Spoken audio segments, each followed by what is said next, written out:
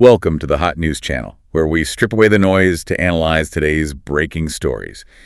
It is January 19th, 2026. And today it's not just another 24-hour news cycle. I think if you're looking at the headlines and feeling a sense of, vertigo, you're not alone. Vertigo is a good word for it. We're looking at a day that historians might very well circle in red ink. This could be the moment the post-World War II order didn't just crack it officially collapsed. That's a massive claim to start with, but when you look at the stack of reports we have on the desk today, it's honestly hard to argue against it. It is. We're looking at this trifecta of crises all unfolding at the exact same time, and really any one of them would be the story of the decade on its own. Exactly. Think about it. You've got a trade war that has essentially turned into a hostage situation with our oldest NATO allies over a land purchase in the Arctic, of all things. All right. Then you have a domestic constitutional crisis brewing in Minnesota that has active duty troops, and not just any troops. We're talking specialists in cold weather warfare, preparing to deploy on American soil. Against an American governor. And at the same time, a complete rewriting of the diplomatic rulebook in the Middle East with this pay-to-play board of peace that's, designed to bypass the United Nations entirely. So today isn't just about reporting the news. It's a stress test. That's the only way to describe it. It's a stress test for the American empire, for the Constitution, and frankly, for the entire global economy. Let's unpack this. We have to start with a story that has everyone from Wall Street to Brussels in an absolute panic. The Greenland ultimatum. This is the catalyst for so much of the chaos. President Trump has now formally threatened 10% tariffs on 8 specific European nations. And these kick in February 1st, so just a couple of weeks away. Right. And the escalation curve here is incredibly steep. It goes up to 25% by June 1st, unless a deal is reached for the, and I'm quoting directly, complete and total purchase of Greenland. We need to be specific about who's in the crosshairs here. This isn't some blanket tariff on Europe. This is targeted. It's surgical. Very. We're talking Denmark, obviously, but also Sweden, Norway, Finland, the United Kingdom, France, Germany, and the Netherlands. The economic engines of Northern Europe, the core of the EU, plus the UK. It's a classic leverage play. He's targeting the countries that have the most capital and the most influence over Denmark. The logic is, squeeze the neighbors to make the homeowner sell. But what makes this entire situation so surreal is the rationale, or the stated rationale. We've obtained excerpts from a leaked letter. The Nobel letter. Sent by President Trump to the Norwegian Prime Minister, Jonas Gahr Støre, and was also forwarded to a number of European ambassadors. You really have to hear this to believe it. It's extraordinary. He writes, and I quote, "Considering your country decided not to give me the Nobel Peace Prize for having stopped 8 wars plus, I no longer feel an obligation to think purely of peace." Just pause on that for a second. He is connecting a personal grievance, a prize he feels he was snubbed for, directly to geopolitical strategy. It's transactional to an extreme degree. It's effectively saying, you didn't honor me, so the gloves are off. It removes any pretense of shared values or, the Atlantic Alliance. And it goes on. He writes, "I can now think about what is good and proper for the United States of America." And then he pivots to the justification for the purchase itself. Which is where it gets even more interesting. He argues that Denmark, quote, cannot protect Greenland from Russia or China. He questions their entire right of ownership, saying it's based on the fact that, quote, a boat landed there hundreds of years ago. Which is it's a fascinating dismissal of basically all international law regarding sovereignty. If a boat landing there isn't a valid basis, then we have a lot of maps to redraw around the world. A lot of maps. But there was a specific line in there, a specific insult, that seems to have really stung the Danish leadership and, frankly, the Europeans. Oh, the dog sled comment. You have to mention that. He specifically mocked the current defense of the island, stating it's protected by 2 dog sleds. And because of that, a U.S. takeover is a matter of our own national security. And that mockery, that complete dismissal, has triggered something we haven't seen in the entire post-war era. We are seeing active European military and economic retaliation planning. This is the key point. We're no longer in the realm of strongly worded letters and diplomatic concern. We're entering what looks like economic warfare. Absolutely. The European reaction is, it's different this time. Usually they issue a statement, they wring their hands, they try to negotiate. They try to de-escalate. Always. But this time they're dusting off what they call the trade bazooka. Okay, explain that. The trade bazooka. What is the anti-coercion instrument? So the ACI, or anti-coercion instrument, is this mechanism the EU created a few years ago. And this is the crucial part you have to understand. It was originally designed for use against China. Right, to stop Beijing from bullying smaller states like Lithuania. Exactly. It was a defensive tool against a geopolitical rival. But now, reports are that French President Emmanuel Macron is leading the charge, urging the bloc to use it against the United States, their closest ally. So what does that actually look like in practice? What happens if they pull the trigger on this trade bazooka? It's scorched earth. It is a financial and economic weapon of last resort. This instrument allows the EU to, first, restrict U.S. access to European markets. It allows them to levy massive targeted taxes on U.S. tech companies. Which would be a huge blow. That's a massive revenue stream for the American S&P 500. It would crater tech stocks. And it even allows them to bar U.S. firms from bidding on public contracts anywhere in Europe. Think about aerospace, defense, infrastructure, all cut off. That's a massive, massive blow to U.S. multinationals. It is. And that's just the ACI. On top of that, we're seeing reports about a 93 billion euro retaliation package being revived. Right. This is a plan that was put together during previous trade disputes, but was shelved. It was, and it's being taken off the shelf. We're talking about very targeted tariffs on politically sensitive U.S. goods. Let me guess.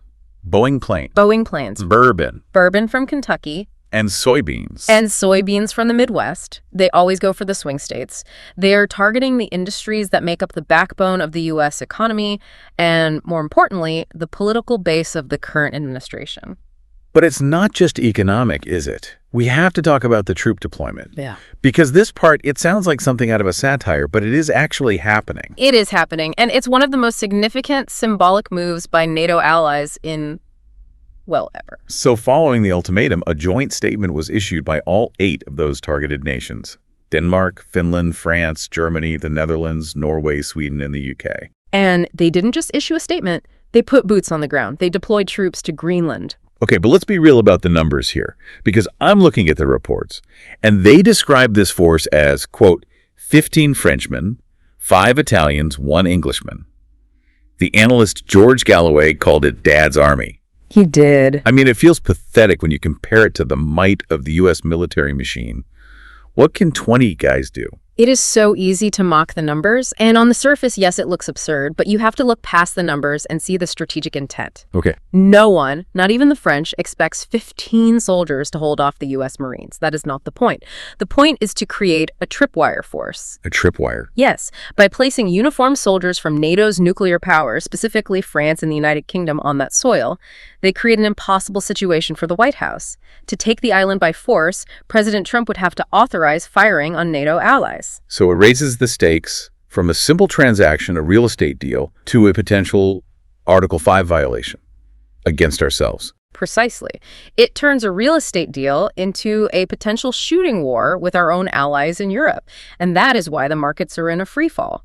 European shares dropped, U.S. stock futures are deep in the red, and gold and silver are hitting new highs.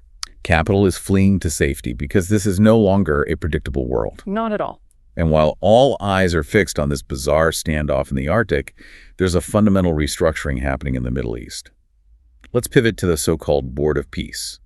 This is another example of the same pattern, bypassing traditional institutions. President Trump has announced this new body, and it's intended to completely replace the United Nations functions regarding Gaza and, broader regional stability. But the structure of this board is, I think, unique, is the polite way to put it. Unique is one word for it. It's the pay-to-play mechanism that's grabbing all the headlines. According to the charter that we've seen analyzed, nations can get a seat in a vote, sure. But permanent membership requires a $1 billion cash contribution. $1 billion. It is the literal privatization of global diplomacy. Your influence is directly tied to the check you can write. And Trump has named himself as the inaugural chairman? Look at the invite list. It's quite a list. Invitations have been sent to Vladimir Putin of Russia, Javier Milei of Argentina, Abdel Fattah el-Sisi of Egypt, Recep Tayyip Erdogan of Turkey, and Benjamin Netanyahu of Israel. It's a mix of a rogues gallery with key strategic partners. It's transactional. Yeah. But the name that is causing the most controversy, especially in the Arab world, is Tony Blair. Right, the former UK Prime Minister. He's been named as a senior executive for the Gaza reconstruction wing of this new board. Which is just astounding given his history. We're talking about one of the chief architects of the 2003 invasion of Iraq. And that is exactly why there is such outrage. From the perspective of many in the Middle East, you have Arab nations looking at this and seeing the man who helped dismantle Iraq now being put in charge of rebuilding Gaza. It destroys the credibility of the board in the eyes of the local population before it even holds its first meeting. It does, but we have to look deeper than just the personnel. We need to understand the context of why this is happening right now at this exact moment. You're referring to the Iran crisis. This isn't happening in a vacuum. Not at all. While this board is being set up, the threat of a hot war with Iran is higher than it has been in decades. We're seeing analysis from Professor Jeffrey Sachs and also from the analyst Alastair Crooke indicating that there was a recent failed coup attempt inside Iran. And that as a result, the threat of U.S. airstrikes is now imminent. It's at a tipping point, and Iran isn't just sitting back and waiting. We have these chilling warnings coming from a top Iranian advisor, Saeed Mohammad Marandi. What's he saying? He's saying that if they are attacked, Iran will not just retaliate against Israel. That's the baseline. He says they will, quote, shut down the Strait of Hormuz for months. Okay, we need to explain exactly what that means for anyone listening. The Strait of Hormuz is the world's single most important oil choke point.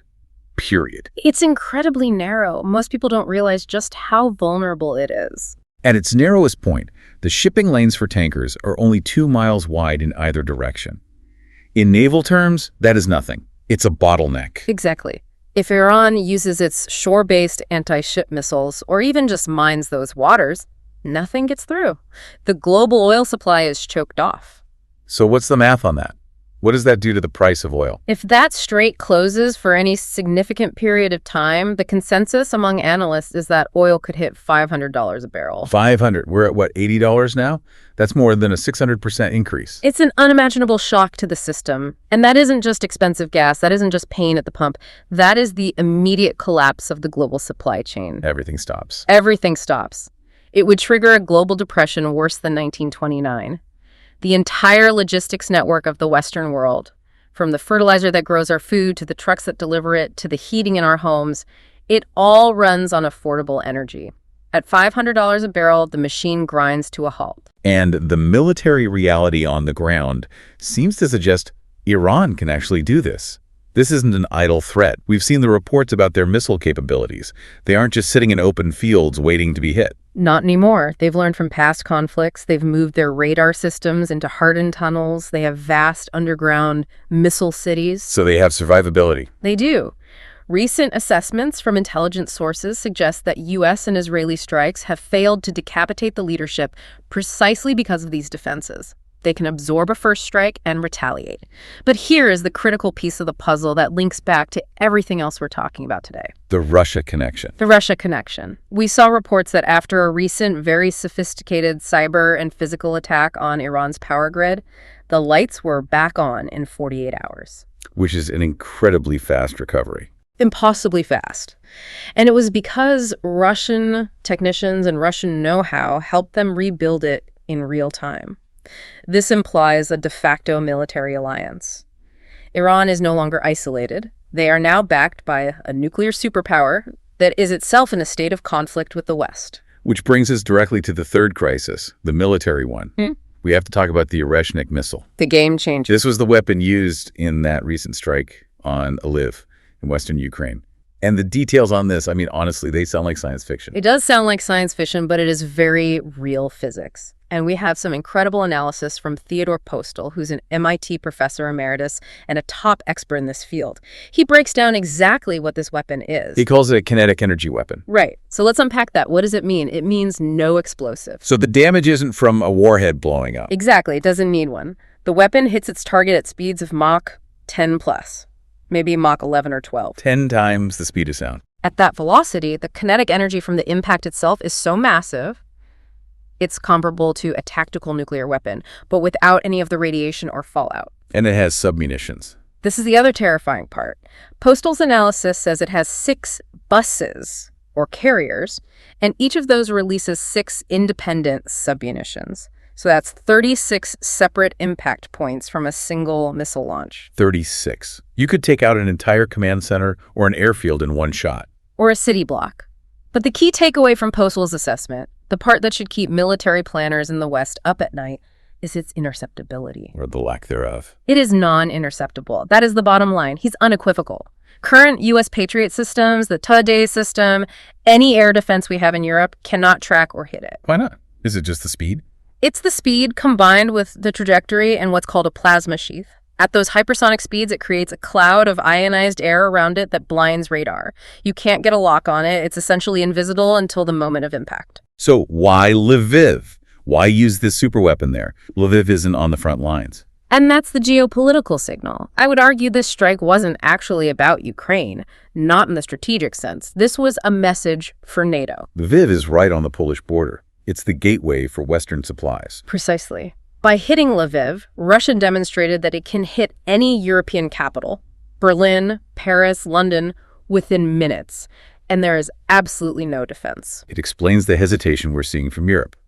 On one hand, they're mobilizing, Dad's army to Greenland to make a symbolic stand against Trump. A very brave, symbolic stand. But on the other hand, they are hesitating to go all in militarily against Russia because they know behind closed doors that they are completely defenseless against this new class of weapon. It changes the entire strategic balance. It's checkmate.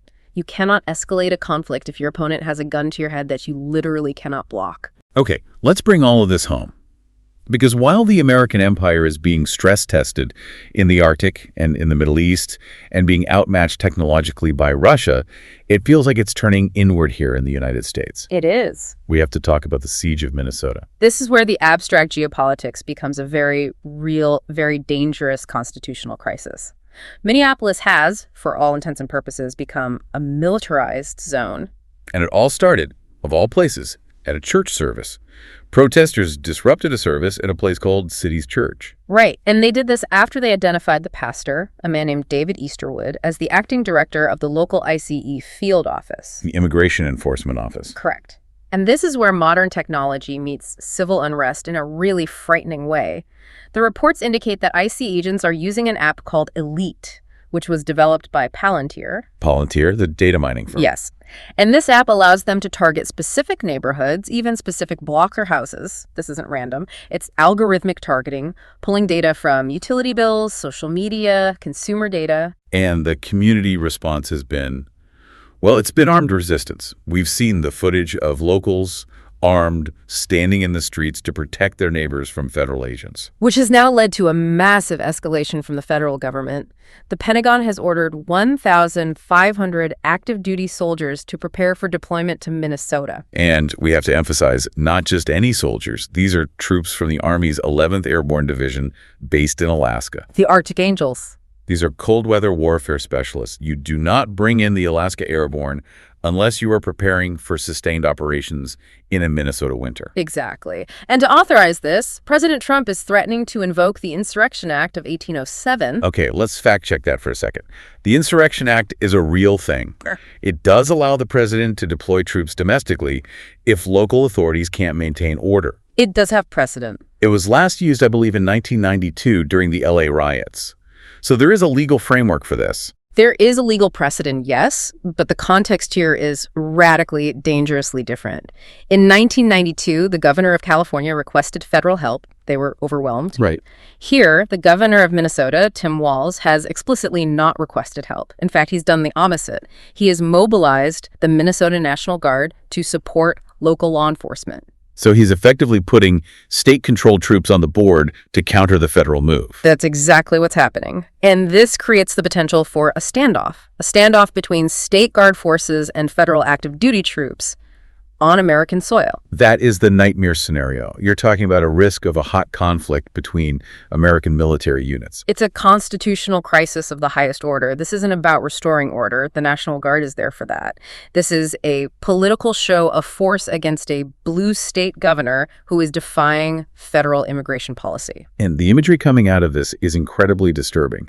We have these descriptions of an ICE official, Greg Bovino, walking among these masked officers in what critics are calling SS-style garb. It's highly charged. It visualizes the militarization of domestic policy in a way that is just incredibly polarizing and frightening for a lot of people. It feeds directly into the narrative that the empire is now turning its tools of control, which it used to use abroad, against its own citizens. So let's try to synthesize all this. We have Greenland, we have Iran and the board of peace, we have the Iranian missile, and now we have a military standoff in Minnesota. How do we connect these dots? What is the single story being told here? I think the story is the empire unbound. We are witnessing an empire that no longer feels constrained by the rules it wrote. Look at the pattern. In Greenland, Trump is treating NATO allies not as partners, but as vassals, as territories to be bought out or tariffed into submission. He's discarding the diplomatic niceties of the last 80 years. Completely. And in the Middle East, he's bypassing the UN entirely with this pay-to-play Board of Peace. It's the privatization of power. Right. But at the exact same time, the U.S. is facing these existential military and economic threats that it, for the first time, might not be able to counter. That's the paradox. The Iranian missile proves that we have lost absolute military supremacy, at least in the European theater. The threat to the Strait of Hormuz proves our entire economy is profoundly vulnerable. So the argument is that the empire is acting more overtly, demanding Greenland, threatening allies, because it's actually in a desperate phase, a phase of decline. That is the argument made by a lot of geopolitical analysts. When you lose your soft power, when you lose your technological superiority, what do you have left? You have brute force. You resort to coercion and bullying because it's the only tool left in the toolbox. But there is a huge economic reality check here, isn't there? You mentioned Europe as a vassal, but they hold $10 trillion in U.S. assets. $10 trillion. That is the financial nuclear option. It's the ultimate deterrent. If Europe, in response to these Greenland tariffs, decides to dump those assets, to sell off their U.S. Treasury bonds, the U.S. bond market crashes overnight. The dollar collapses. Interest rates go to the moon. It would be catastrophic. Trump is playing an incredibly high-stakes game of chicken. He is assuming Europe will blink, because for 70 years, Europe has always blinked. They've always deferred to Washington. But with the Iranian missile effectively pointed at their heads, and the U.S. acting not as a protector, but as an aggressor, maybe the calculus has changed. That is the trillion-dollar question. Maybe this time they won't blink. It really feels like we're all walking a tightrope without a net. We are, and the scary part is that the safety mechanisms we used to rely on, the treaties, the alliances, the international norms, they've all been systematically cut. So let's bring it down to the ground. What does this all mean for the person listening to this right now? What's the one thing they need to remember this week? The one thing you need to remember is this. The old alliances are dead. We are witnessing the privatization of global diplomacy with things like the Board of Peace, and we are seeing the militarization of domestic policy here at home. And my takeaway would be, watch the 11th Airborne. If those planes with those soldiers touch down in Minnesota, we are in uncharted constitutional territory. If American active duty soldiers confront American National Guardsmen, we are no longer just talking about political polarization. We are talking about a fundamental fracture in the Union. And watch the Europeans. If they actually pull the trigger on that trade bazooka, the cost of everything you buy is going to skyrocket overnight. This isn't just news happening over there. It's about to hit your wallet and your neighborhood hard. If you found this analysis valuable, hit the plus or follow button in your podcast app and give us a like. Subscribe to the Hot News channel for more deep dives. We will be tracking these stories hour by hour. Stay informed. Critical thinking is probably your best defense right now. Until we meet again, goodbye. Goodbye.